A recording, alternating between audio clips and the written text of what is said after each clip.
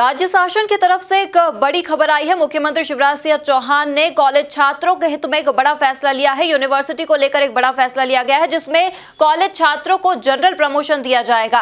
First year से लेकर final year तक के सभी छात्रों को जनरल प्रमोशन दिया जाएगा। कोरोना संक्रमण को देखते हुए एनएसयूआई द्वारा जो एक लगातार मांग उठाई जा रही थी परीक्षाओं को कैंसिल करने की, शिक्षकों द्वारा भी इसे लेकर विरोध हुआ था।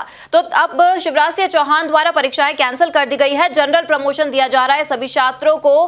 क्या है पूरा मामला, क्या है पूरा फैसला, जानेंगे हमारे करस्पॉन्डेंट शार्दुल जी से। जी शार्दुल, बताएं।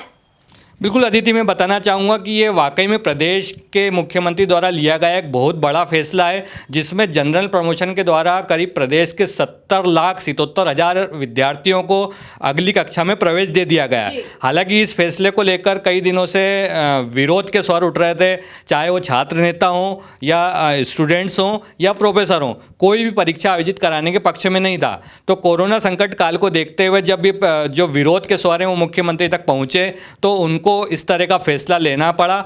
एक उच्च स्तरीय बैठक लेकर जो उच्च शिक्षा विभाग से जुड़े हुए अधिकारी हैं हाई लेवल के, उन अधिकारियों की राय शुमारी कर इस तरह का फैसला उन्होंने लिया है और इस फैसले को लागू करने के लिए पूरे प्रदेश भर के विश्वविद्यालयों में एक सर्कुलर जारी कर दिया गया है। हालांकि इस फैसले से जुड़ी गाइडलाइंस अभी तक स्पष्ट नहीं हो पाई है, फिर भी जो चीज़ें सामने आई है उसको लेकर मैं बताना चाहूँगा कि जो फैसला लिया गया है उसमें जो पिछली कक्षा में या पिछले सेमेस्टर में विद्यार्थियों के नंबर थे उनमें अधिकतम नंबरों के आधार पर अगली कक्षा की जो मार्कशीट है वो तैयार की जाएगी और सीधे बगैर परीक्षा लिए ऐसे छात्रों को अपनी अगली कक्षा में प्रवेश दे दिया जाएगा। ये पूरा जो फैसला लिया गया है ये स्नातक और स्नातकोत्तर दोनों के विद्यार्थियों के लिए लिया गया है। तो इसका लाभ कहीं ना कहीं प्रदेश भर के जो 17,77,000 स्टूडेंट्स हैं उनको मिलने वाला है। बात की जाए इस तरह के फैसले लेने को लेकर पीछे क्या कारण रहा उसकी, तो लगातार जो छात्र नेता थे वो विरोध कर रहे थे।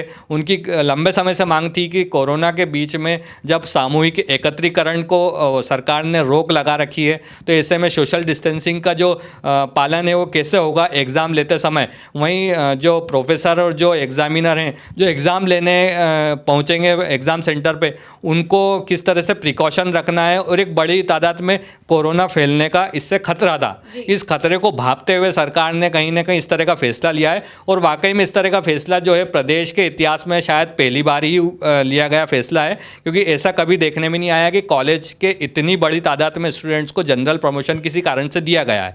तो कोरोना संकट काल में इस तरह का फैसला लेने के बाद अब सभी विश्वविद्यालयों को इंतजार है प्रदेश सरकार की गाइडलाइन का कि किस गाइडलाइन के तहत जनरल प्रमोशन दिया जाए और जो छात्र हैं उनको किस तरह से अगली कक्षा में प्रवेश दिया जाए।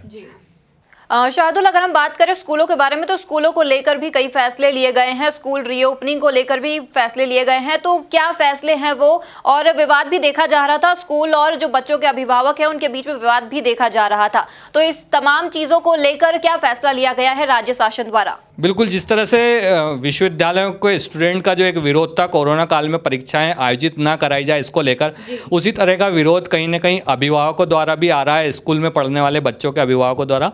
और वो ये चाहते हैं कि स्कूल की फ़ीस माफ़ की जाए। कोरोना काल में जब बच्चे स्कूल नहीं जा रहे हैं, हालांकि ऑनलाइन पढ़ाई का एक सर्कुलर ज़रूर जारी हुआ है, कुछ स्कूलों में ऑनलाइन पढ़ाई भी हो रही है, लेकिन कहीं ना कहीं जो एक कोरोना संकट ने आर्थिक स्थिति सबकी बिगाड़ी है, हर परिवार की बिगाड़ी है, उसको देखते हुए फीस माफ़ी की मांग की जा रही है। वहीं स्कूल खुलने को लेकर भी कहीं ना कहीं कयास लगाए जा रहे हैं कि जल्द से जल्द जिस तरह से सब चीज़ें नॉर्मल हो रही, सब चीज़ें सामान्य हो रही है, स्कूल को भी कहीं ना कहीं खोला जाए। तो इस फैसले को कल की बैठक में रखा जरूर गया था, लेकिन उस फैसले को टाल दिया गया है। अब आगामी जो तारीख है 31 जुलाई वो तय की है सरकार द्वारा, और 31 जुलाई को इस तरह का फैसला लिया जाएगा कि स्कूलों को किस तरह से खोला जाए और स्कूलों में पढ़ाई किस तरह से शुरू की जाए।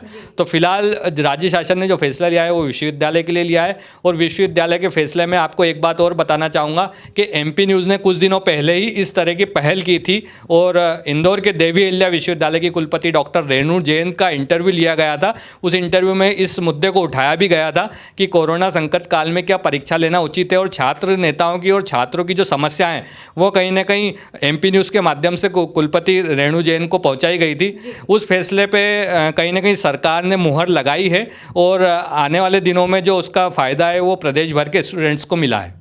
हालांकि शार्दुल, अब ये तस्वीर तो गाइडलाइन जारी होने के बाद ही साफ हो पाएगी, जब गाइडलाइन यूनिवर्सिटी के पास आएगी और यूनिवर्सिटी इस गाइडलाइन को सर्कुलेट करेगी कि क्या होगा। जो सेम बैक हुआ, जिन्हें ईयर बैक लगा है, उनमें क्या होगा, उन्हें क्या जनरल प्रमोशन दिया जाएगा या नहीं, अभी फिलहाल तो हम कुछ नहीं कह सकते हैं।